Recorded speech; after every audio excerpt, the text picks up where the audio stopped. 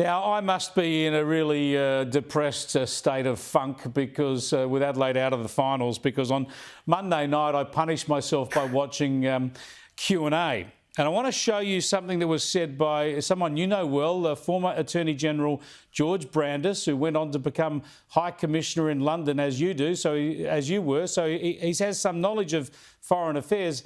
And here's what he said about the potential of President Trump returning to the White House. I do regard Trump, particularly what Trump's foreign policy would look like, frankly, as a real danger to the West. I mean, he, in my view, would on day one throw Zelenskyy under a bus. Mm-hmm. He would send a signal to Putin that Putin can get away with what he liked. And does anybody seriously think that if Putin received that signal, he wouldn't chance his hand somewhere like in the Baltic states?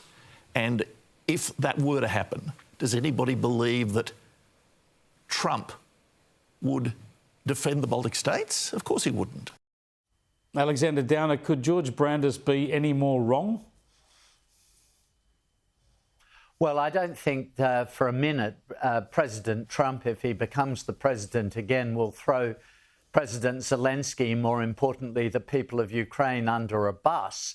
I think what he'll do is go to the Russians and make to the Russians a very clear point, and that is that he will continue to arm to the extent it is necessary the Ukrainians to ensure they can win the war.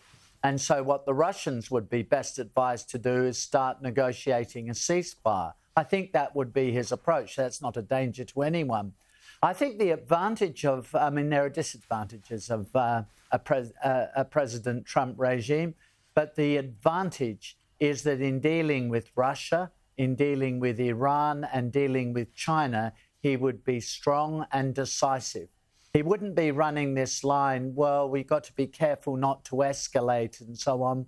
He would say to the Iranians, you stop arming and supporting these proxies who are trying to destroy Israel, and you support a two-state solution, and then we can have peace in the Middle East. But if you don't do that, we will confront you and talk about different ways of confronting Iran. And with China, it's quite simple. Don't mess around in the South China Sea in breach of international law, and don't put your hands on Taiwan. And then we can coexist quite comfortably with each other. But I think we need a president of the United States who's strong and decisive. I think when he was the president before, Trump was that.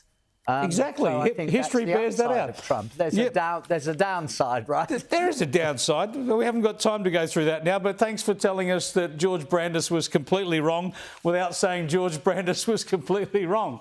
Thanks for joining us, Alexander Downer there.